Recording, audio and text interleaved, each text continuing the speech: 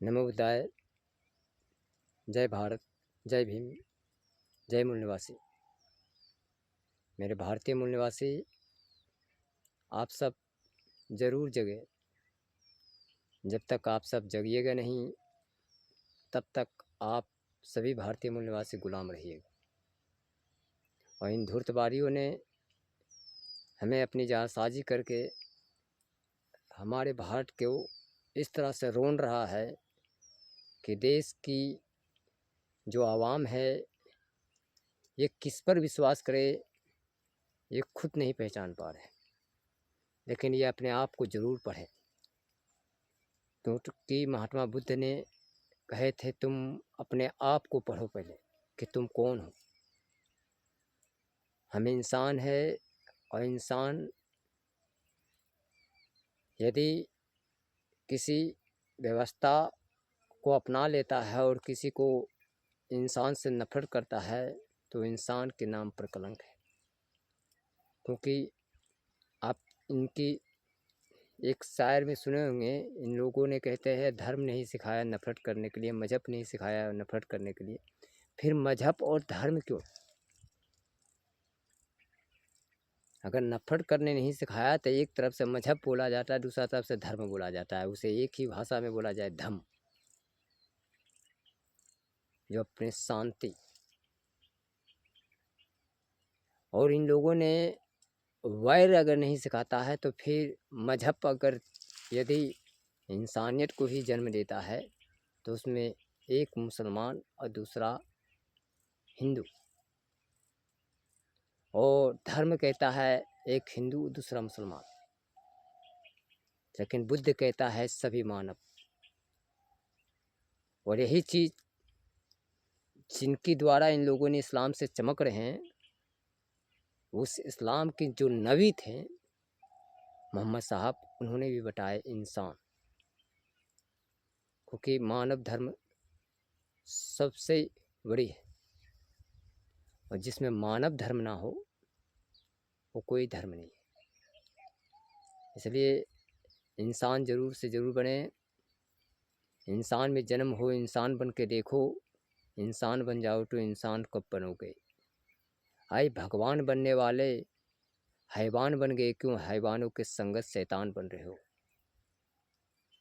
ये गाने के माध्यम से भी हम भेजे हैं।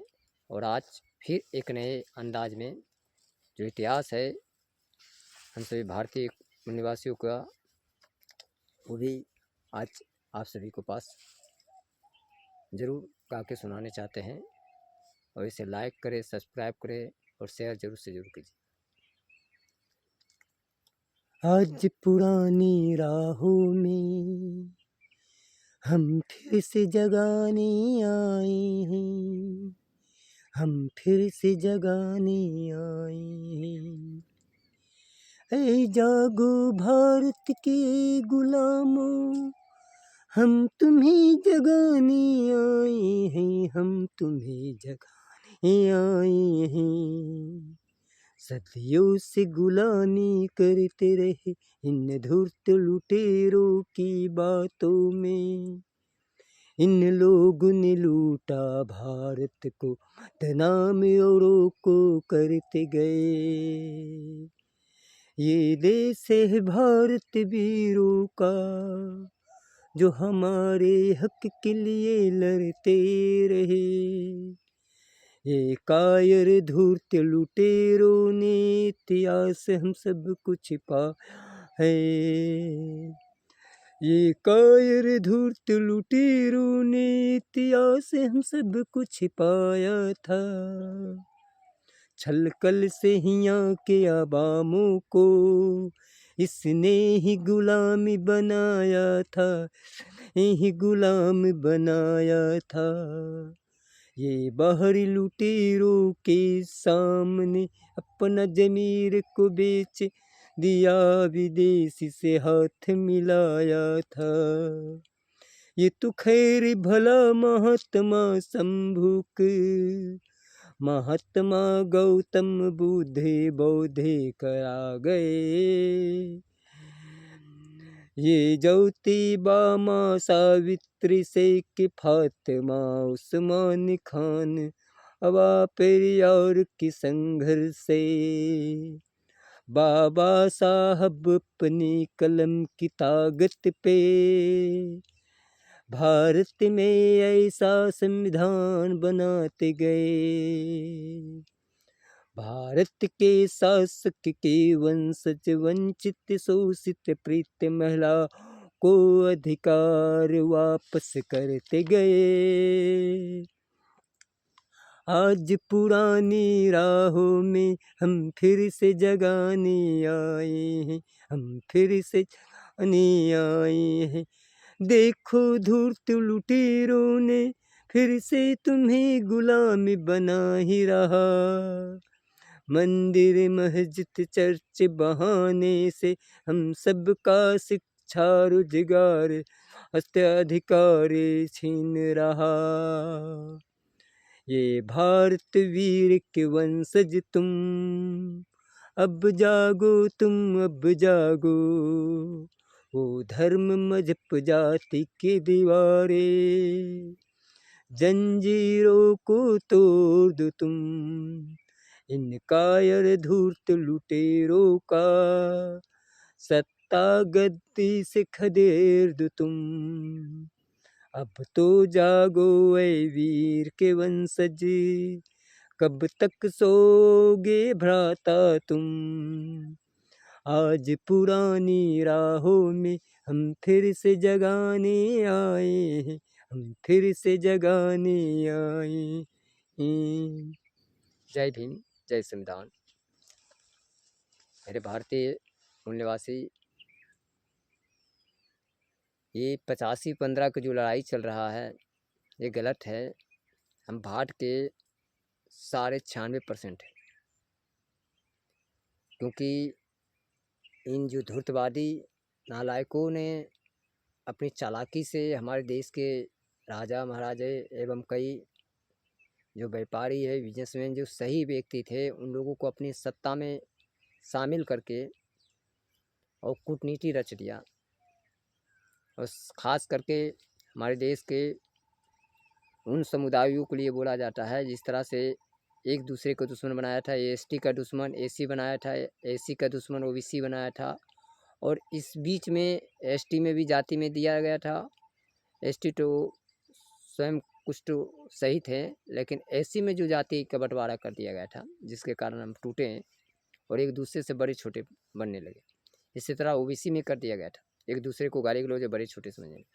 और फिर इसी तरह वो जनरल समुदाय जिसको बनाया गया, जिसमें मान के चलिए राजपूत समाज है, और उसमें बनिया समाज है, लाला सिन्हा जी जो समाज है, या बाभन जिनको कहते हैं भूमियार समाज है, इन सभी भारतीय मूल निवासी, इन लोगों को भी बांटा, तोड़ा, आपस में नफरत करवा दिया और एक दूसरे में छोटा बड़ा का एक फासला ला दिया कि ये अपने आप को महा समझे और इनकी कमजोरी का फ़ायदा उठा लिया। और ये कमजोरी क्या है, इसको ज़रूर से ज़रूर जाने। ये भारत के तमाम मूल निवासी राजागण थे, इन लोग में भी राजा थे।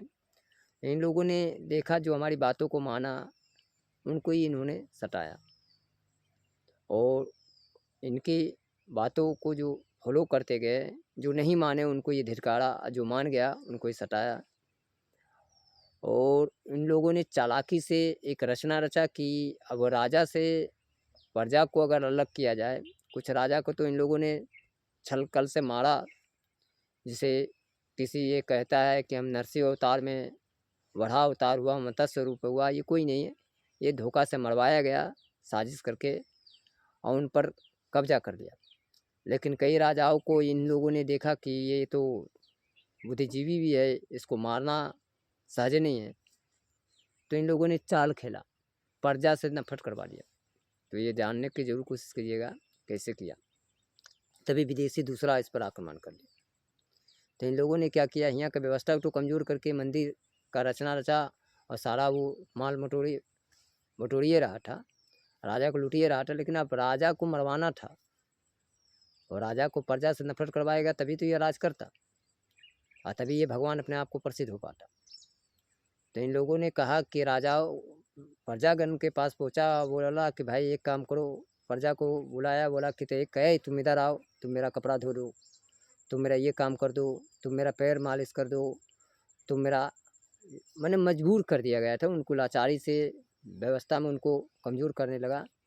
तो उन लोगों ने बोला कि हम राजा के कहना सुन सकते हैं, हम राजा का स्टाफ है, हम इन धूर्तवादियों को, क्योंकि ये वो प्रजा तो जानते थे कि ये गलत है, राजा तो महल में रहते थे, राजा क्या जानेंगे, लेकिन प्रजा तो जानते थे कि कई राजाओं को मार भी दिए छल से ऐठी करके। लेकिन ये हम जिस राजा के क्षेत्र में है, ये राजा हमसे बहुत मोहब्बत करते हैं और हम इस राजा के स्टाफ है, तो इनकी बात क्यों सुने। तो प्रजा इनकी बातों को नहीं ध्यान दिए और नहीं सुनते थे। इसके कारण इन लोगों ने देखा हमारी बातों को नहीं मानता है, तो हम इसको गुलाम कैसे बनाएंगे। तो इन लोगों ने राजा के पास पहुंचा और राजा को बोला, हे राजन, आपको एक बात जरूर सच्चाई बता देने चाहते हैं कि आपके प्रजागण आपके खिलाफ में खड़ा है। जब हम आपके बारे में कोई बात बोलते हैं, क्योंकि ये झूठ बोलने की तो इनकी आदत है, झूठ मूठ बोलता है, ईश्वर अवतरित हुआ, तो ये तो झूठ सदा झूठ बोलते हुआ है। तो इन लोगों ने फिर एक कूटनीति रचा, बोला कि हे राजन, आपके प्रजागण आपको देखने नहीं चाहता है, आपको गाली गलौज करता है, मारने खोजता है, एक साजिश बना रहा, रचना कर रहा। तो उसमें जो इनकी कहना नहीं सुनता था, उनकी नाम दे देता था। राजा बिना जांच पड़ताल किए उन प्रजा में से जो इनकी बात, इन पाखंडियों को बात नहीं सुना था, उसको राजा को कैद करवा के राजा ने उनको सजा दे दिए, मार दिए, या मारपीट किए, मार भी दिए। तो इस तरह से कई ऐसी प्रजागण में विद्रोह करवाया गया। जब प्रजा देखा कि राजा हमें निर्दोष में मार रहा बिना जाने साने, तो प्रजा में विद्रोह खड़ा हुआ। और ये जब विद्रोह खड़ा हुआ तो राजा के खिलाफ खड़ा हो गया, और राजा के खिलाफ खड़ा हो गया तो इन लोगों ने देखा अब हमारा मजबूती हुआ था, प्रजा में भी लूट रहा था, राजा में भी लूट रहा था, अब राजा का तो साथ देने वाला था नहीं प्रजा। इसी बीच में विदेशी आक्रांताओं ने इस देश पर हमला किया। उन लोगों ने देखा कि पाखंड तो ये बुर्बक बना के लूट रहा, तो क्यों ना हम भी इसका फ़ायदा उठाए। तो उन लोगों ने आया, और जो ये पाखंडी लोग अपना महल बना के बनाए थे, जिसको ये मंदिर कह के थी कर रहे थे, यहाँ का संपत्ति को लूट लूट के अपना इकट्ठा करते थे, वहाँ शराब, गांजा, भांग और नशीला पदार्थ को जन्म भी देते थे यहाँ के देश को गुलाम बनाने के लिए, और साजिश रचते थे अपनी गुफा ऐठी बनाकर। उन लोगों ने वहाँ एक मंदिर और एक देवता का स्थापित करवा के बहाना रच दिए कि ये देवता है, थी ये मेरा ईश्वर है। और इन लोगों ने एक रचना रच के यहाँ एक साजिश जो रच रहा था, तो यहाँ का स्वर्ण जितनी भी है, भारत का व्यवस्था को कमज़ोर करने के लिए सोना चांदी लूट लूट के वहाँ जमा करता था। तो विदेश से जो पहला आक्रमण हुआ तुर्कों का, तो उन लोगों ने सोचा कि एक काम करते हैं, ये तो साला लुटेरा है, ये यहाँ लूट के रखता है, तो हम क्यों निर्दोष को मारे। उन लोगों ने मारा नहीं किसी को, उन लोगों ने आया मंदिर को संपत्ति लूटा चल दिया। ये तो कायर था, तो झूठ बोलता है हम फलना का है, हम अगर गुस्सा में आ जाएंगे ये हो जाएंगे। तो ये तो हमारे भारत के जो शासक वंश है, एक समुदाय राजपूत वंश, उसको भय दिया कि देखो हम परशुराम वंश है, अगर हमसे भिड़ोगे तो हम तुम्हारा नाश कर देंगे। क्योंकि कूटनीति था, कुछ कुछ आभास भी था इन लोगों को, इसलिए कुछ भय भी करते थे। लेकिन इन लोगों ने बताया ये है वो है, झूठ मूठ ये कहानी रचा, लेकिन हकीकत ये कुछ नहीं है, ये कायर है। आज भी आप सुनते होंगे कि लड़ेगा हिंदू तो मरेगा को, और लड़ेगा मुस्लिम तो मरेगा को, लड़ेगा ईसाई तो मरेगा को। ये तो कहेगा हमको एक लपड़ मारे गो हत्या लगेगा। हाँ, क्योंकि ये जानता है, ये कायर है, ये छल से धोखा से साजिश करके मारता है, बर्बाद करता है और ऐठी करता है। आने वाले समय हमारी भी क्या होगी इसका कोई लेन देन नहीं है, क्योंकि सत्य तो सत्य होता है, सत्य थोड़ा कड़वा होता है लेकिन सत्य होता है। तो इन लोगों ने जो वहाँ संपत्ति रखा था उसको वो लूट के चला गया। तो आप इतने समझ सकते हैं भारतीय मूल निवासी, अगर इसमें वो जिस मंदिर को लूटा उसमें ईश्वर का शक्ति होना चाहिए। तो मंदिर में अगर ईश्वर का अवतरित हुआ तो ईश्वर कहाँ किस बिल में नुका हुआ था। हाँ, जब उसकी संपत्ति उसकी मूर्ति को लूट लिया, वो खुद को रक्षा नहीं कर पाया तो हमारी रक्षा कहाँ करेगा। आप देखे होंगे कुत्ता पेशाब कर देता है, वो खुद का सुरक्षा नहीं कर पाता है, चादर उड़ जाता है मजार से, वो खुद का सुरक्षा नहीं कर पाता है आंधी तूफान से, बारिश से।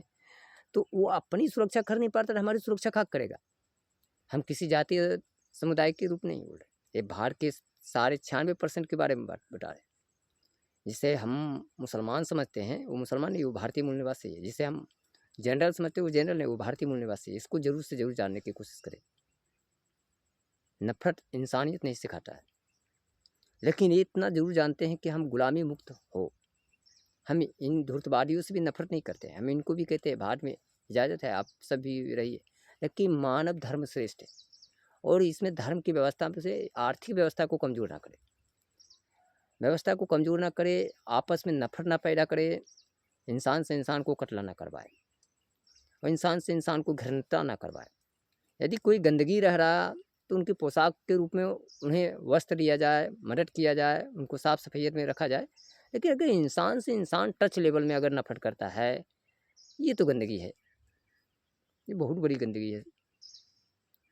और इन लोगों ने ये चालाकी से जो रचा, तो वहाँ से संपत्ति लूट के चल गया, तो ये अपने तो लड़ नहीं पाया, तो ये अब क्या रचना रचा। ये देखता तो विदेशी आता था, तो उसी वक्त उनको इन्होंने एक शब्द रखा कि वो दूसरे देश का है और वो मुसलमान है, वहाँ से लूट के आया, यहाँ ऐठी कर दिया, हिंदू मुसलमान का जन्म ले लिया। ये लड़ा नहीं, अब ये दोनों टक्कर होने लगे, ये दोनों मौज लेने लगा, वहाँ में मौला यहाँ में ये। अब ये दोनों तो आराम से मौज लेने लगे, अब वो दोनों लड़ रहा, आई दोनों लड़ने वाला तो है ही नहीं, ये दोनों तो रचना रचा। मर रहा कौन? जनता, आवाम मर रहे दोनों पट्टी की। आप इतना जरूर जानने की कोशिश करिएगा कि भारत का क्षेत्रफल, जब हम सऊदी अरब मानते हैं, अफगानिस्तान तक मानते हैं, अमेरिका तक मानते हैं, तो भारत का क्षेत्रफल जब हम यहाँ तक दूरी हमारी है चीन, श्रीलंका, तो इतना जरूर जानने की कोशिश करें कि ये जब हम बुद्धिजीवी थे तो वहाँ जब तक जाकर शासन किए, और जब वहाँ का व्यक्ति बुद्धिजीवी हुए, जब यहाँ शासन करना है तो विदेशी कैसे हो गए? क्योंकि भारत का क्षेत्रफल है, वो विदेशी नहीं, वो भारतीय ही है। अरे ज़्यादा होने के बाद, जैसे आज बिहार के बारे में आप सुने होंगे कि बिहार की आबादी ज़्यादा होने के बाद बिहार के कुछ नेता बनवासी के करने के कारण बिहार और झारखंड की बंटवारा हो गई। उसी तरह बंटवारा हुआ है, लेकिन वो भारत ही है। हम जिसे पाकिस्तान कहते हैं, नेपाल कहते हैं, भूटान कहते हैं, वो भारत का क्षेत्रफल है। और इंसानियत नहीं सिखाता है नफरत करने के लिए। एक बार महात्मा बुद्ध की आदर्श को जरूर फॉलो करें। मोहम्मद साहब एक नबी थे, उनकी आदर्श को जरूर फॉलो करें, क्योंकि इन लोगों ने एक नबी बन के आए थे।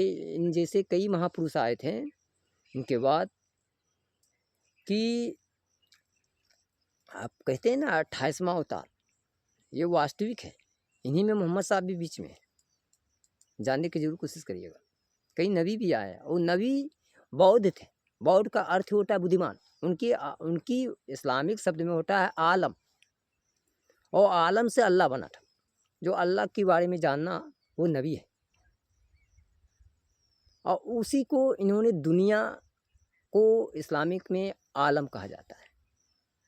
एक शब्द आलम भी है अरबी में, आलम। ये जानने की जरूर कोशिश करिए, कहीं कायनात, कहीं आलम, कहीं दुनिया, ये है ओरिजिनल। तो जो नबी जानते थे वो बौद्ध थे, क्योंकि उन लोगों ने जानते थे इंसान को इंसान से कत्ल करवा देंगे तो देश बर्बादी हो जाएगा। जो प्रकृति का निर्माण हो रहा, जो मनुष्य सबसे बड़ी है, सब महत्वपूर्ण है, इसका नाशवान हो जाएगा। तो उन लोगों ने इसको सुधार करने के लिए, व्यवस्था मजबूत करने के लिए एक कानून की व्यवस्था भी किए थे कि मानव को कत्ल ना करे, इंसानियत को इंसान से कैसे मदद किया जाए। उसमें आप कुरान शरीफ, मोहम्मद साहब का कुरान शरीफ पढ़िए, उसमें देखिएगा, उसमें लिखा हुआ कि आप जितना कमाते हो उसमें 25% आप उन गरीब लाचार को अनुदान जरूर करें। इसी तरह हमारे, आप जाइएगा भारतीय का पूरी सभ्यता को अगर देखिएगा तो उनमें भी एक नबी मिलेंगे, और इनमें भी एक नबी मिलेंगे बुद्ध। उन्होंने भी भिक्षु मांग के और गरीबों को कुछ अनुदान भी करते थे और कुछ उनको ज्ञान भी देते थे। इन लोगों ने देश को मजबूत करते थे। इन्हीं में से कई बौद्धिस्ट सम्राट भी थे, और भारत के तमाम उस वक्त बौद्धिस्ट सम्राट ही थे जो कत्ल करते थे। उनको पास बौद्ध और नबी पहुंचकर सुधार करते थे, और इनको मजबूत करके, व्यवस्था को मजबूत करते थे, शांति रखते थे। अगर किसी तरह से आक्रांत फैल भी जाए तो इसको शांति किया जाता। लेकिन ये धूर्तवादी जिसको देश से निकाल दिया गया था, ये दूसरे देश के रहने वाले, ये हमारे इस देश के रहने वाले नहीं। ये आर्य जो कहते हैं हमारे देश में है, और आर्यवर्त से जो हम जानने चाहते हैं, आर्यवर्त नहीं, आप इतिहास को जरूर पढ़ने की कोशिश करें कि आर्यवर्त नाम कैसे पड़ा।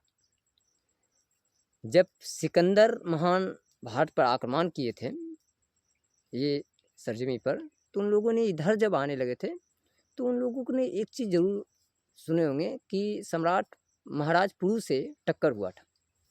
महाराज पुरु से टक्कर होने के बाद सिकंदर महान वहाँ से लौट गए, जिसको सेल्यूकस ने बताया कि हमने इतनी मेहनती करके आपके साथ आए, लेकिन आपने पीछा भाग गया, ये ठीक नहीं है। तो उन लोगों ने वो बादशाह को मार दिया और सेल्यूकस पुनः आक्रमण करने पर नियंत्रण कर लिया।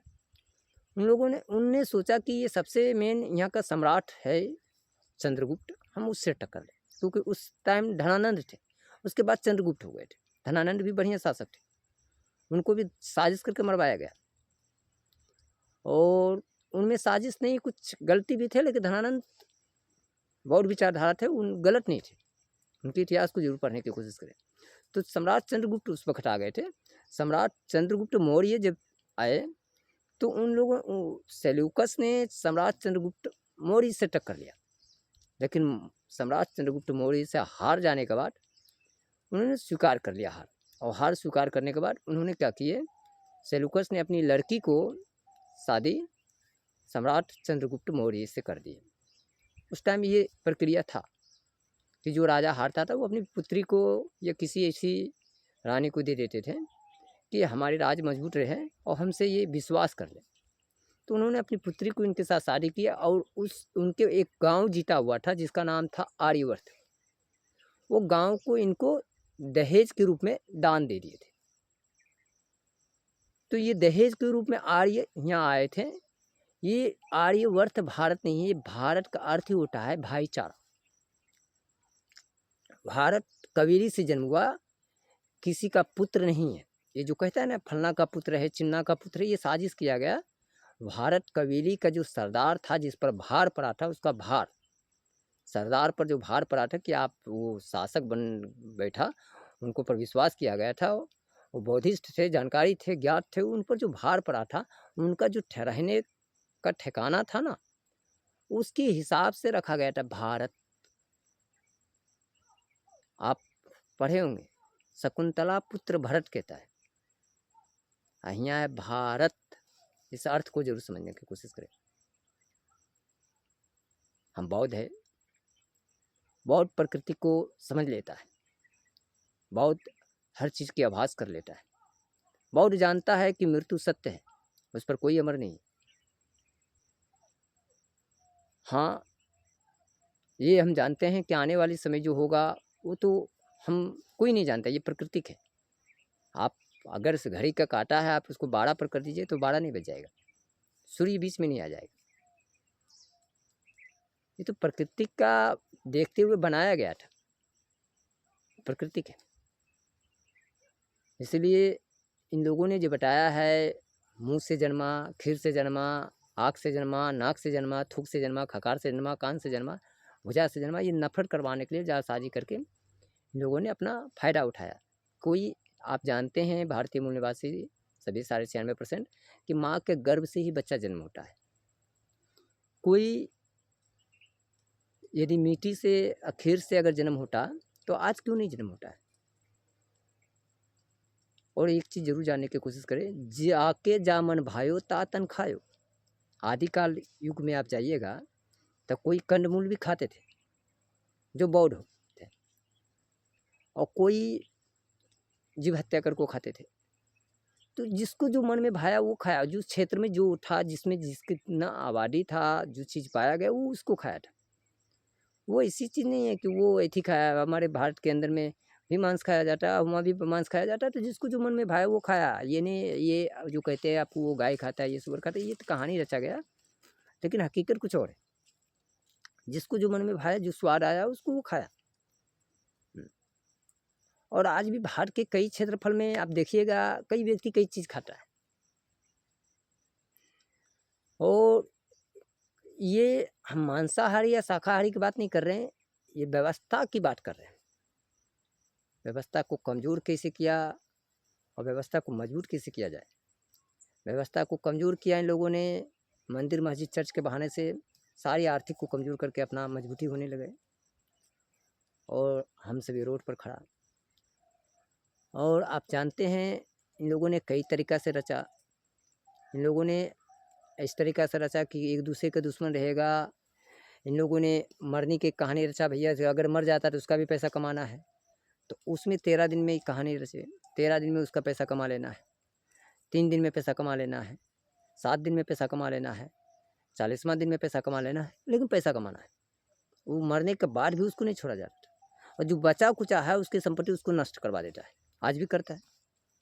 क्योंकि मृत्यु भोज, ये अगर आप मानते हैं तो इसको जरूर जानने की कोशिश करें कि जो आप आर्थिक बेचारा जो गरीब आदमी है, अब ये घर में उसका मालिक एक ही है, अब मान के चलिए कमाने खाने वाला, अब उसका वो मर गया, अब उसका सारा संपत्ति आप बेच के ही उसका भोज करिएगा, ये कहीं से कर्ज लीजिएगा, ये उसका दहेज की बच्ची का दहेज होगा, या ठीक होगा, आप उसका ही कमजोरी का आर्थिक कमजोर करिएगा। लेकिन कल वो जब रोड पर भीख मांगेगा या आतंकवाद बनता है, क्रिमिनल बनता है, आतंकवाद बन जाएगा, क्योंकि वो गरीबी भूख लाचा, पेट तो सबसे बड़ा जिल मजबूर है। जो भूख के मारे जब वो गलत रास्ता पकड़ेगा तो आप कहिए उसको देशद्रोही है, समाजद्रोही है, गलत व्यक्ति है। उसको आप बनाते हो और उसको पैदा करने वाला ये है, ये पैदा करने वाले ये पाखंडी धूर्तवादी है, और उसको हम सभी मजबूर करते हैं इन पाखंडवादियों की बातों को स्वीकार करके। आप जानते हैं दहेज, आप इतना जरूर जानने की कोशिश करें दहेज का क्या अर्थ है। उसमें भी इन लोगों ने कमाने के दिमाग लगा लिया। इन्होंने शादी करने बहाने से बोला भैया एक काम करो, कुछ दे लेन करवा दे, तो भैया हमको जरूर पहुँचेगा जरूर। अपने पहुँचने के लिए, अपने कमाने के लिए इन लोगों ने लेन देन काम करवाया, उसमें से भी कमाते थे दोनों पट्टी से। और उनमें जो बुद्धिजीवी जो 5 व्यक्ति था, उन लोगों जो लड़ रहा था मूल निवासियों के लिए, उनको ही अपनी जालसाजी में भी मिला लिया, जिसको पचपौनिया कहा जाता है। लेकिन उन लोग भी बहुत जगह हैं, ऐसी नहीं है कि उन लोग भी जगे हुए, उन लोग भी मूल निवासियों के साथ देते थे, उन लोगों ने इससे भेदभाव नहीं किए कभी। लेकिन वो आर्थिक से कमजोर थे, इसलिए इनके साथ चलने के तैयार हो गए कि चलो भैया जूठा ही मिलता है, जूठा है सही, लेकिन चलो हम भी 2 पैसा कमाते हैं, क्योंकि हमारे समाज तो जग नहीं रहा। लेकिन उनमें से एक समाज था जो किसी का भय नहीं किया, उसको इन लोगों ने अछूत कह के, असुर तो सभी है, असुर का मतलब होता है सूरवीर शासकों को वंशज, और अछूत उनको करके वो इन लोगों ने धिक्कार दिया है। तो वो कई रूप से आप जानते हैं भारत के अंदर में देखा जाता है। उनके पूर्वजों एक राजा महाराजे योगी थे, महात्मा थे, जिनमें गोरैया बाबा कहते हैं, उनका गोरखनाथ नाम से प्रसिद्ध है, कहीं चितामन का नाम से प्रसिद्ध है, कहीं शैलेश महाराज शैलेश का नाम से प्रसिद्ध है, मोरंग है, पटना चितामन का नाम से प्रसिद्ध है, विक्रमादित्य का नाम से प्रसिद्ध है। कई राजा अपने अपने रूप में जन्म लिए, कहीं निंगोरिया का नाम से प्रसिद्ध है, कहीं चूहड़ का नाम से प्रसिद्ध है, कहीं बहर का नाम से प्रसिद्ध है, कहीं और सबसे श्रेष्ठ राहु का नाम से प्रसिद्ध है। राहु और केतु, ये दोनों कोई ग्रह नहीं, ये राजा थे। ये मूल निवासी सभी भारतीय मूल निवासियों के राजा थे, क्योंकि राहु का अगर इतिहास पढ़िएगा तो राहु का असली नाम जो है वो हरनाक काश्यप है, और केतु का नाम हिरणाक्ष है। और दोनों के मृत्यु का इतिहास पढ़ लीजिए, आप मुआयना करवा लीजिएगा, समझ में आ जाएगा सच्चाई क्या है। और भारत के तमाम लोग कहते हैं हम काश्यप गोत्र है, नागवंशी है। महात्मा बुद्ध के हिसाब से हम नागवंशी में आते हैं, और नागवंशी का अर्थ होता है नग, यानी पहाड़ की चोटी जो मजबूत। और उनके में सर्प को इन लोगों ने मानते भी थे, मारने का ध्यान नहीं था। इन लोगों ने चालाकी से, पाखंडवादियों ने सांप को मरवाया है, लेकिन सब सांप को पहले बौद्धों ने नहीं मारने का आदेश ये थे। और इन लोगों ने इस तरह से जालसाजी किए व्यवस्था को कमज़ोर करने के लिए। इसको जरूर जानने की कोशिश करें कि काश्यप गोत्र या किसी भी भारतीय मूल निवासी है, गोत्र में काश्यप आते हैं, तो काश्यप मुनि का 2 पुत्र है, हिरणाक्ष और हिरण्याकश्यप। हिरण्याकश्यप का बहन होलिका है, अब बताइए, होलिका जो देखने जाते हैं, आप काश्यप गोत्र कहते हैं अपने आप को, और होलिका एक बहन को जिंदा जला के, तो बड़ी जादवी हुई। होलिका अपनी बहन को जलाकर आप होलिका खेलते हैं, जिसके साथ बलात्कार हुआ, मार दिया गया, जिंदा जला दिया गया, जिंदा जला के मारा गया, इन पाखंडवादी इज्जत लूट के बलात्कार करके जिंदा जला दिया गया। अब क्या खेल रहे हैं, क्या आप होली बना रहे हैं, और उस रंग को खेल रहे हैं जो रक्त है उस सम्राटों का, जिसके वंशज है आप हम, वो रक्त है भारतीय मूलवासी का रक्त, भारतीय सम्राटों का रक्त, जिसको हम असुर कहते हैं, महिषासुर कहते हैं, बाकासुर कहते हैं, वानासुर कहते हैं, तारकासुर कहते हैं। आप देवासुर संग्राम जरूर पढ़े कि देवासुर संग्राम कौन है, और सूर्यवंश जो है ये भारतीय मूल निवासी, और देववंश वो है, और उसमें इन लोगों ने 4 गो को सपोर्ट ले लिया है, लेकिन वो सूर्यवंश है। फिर हम मिलेंगे अगला दिन। जय भारत, जय मूल निवासी। लाइक करें, सब्सक्राइब करें और शेयर जरूर से जरूर करें। नफरत ना करें, मानवता नफरत नहीं, पाखंड मुक्त हो जाए। व्यवस्था को मजबूत करें, शिक्षा, रोजगार, स्वास्थ्य की मांग करें, मंदिर, मस्जिद, चर्च से दूर हटे, क्योंकि इससे आप रोड पर खड़ा होइएगा, क्रिमिनल बनिएगा, बदमाश बनिएगा, इंसान नहीं बनिएगा। नमो बुद्धाय। जय भीम, जय भारत, जय मूल निवासी। आदाब, सत श्री अकाल, जय जोहार।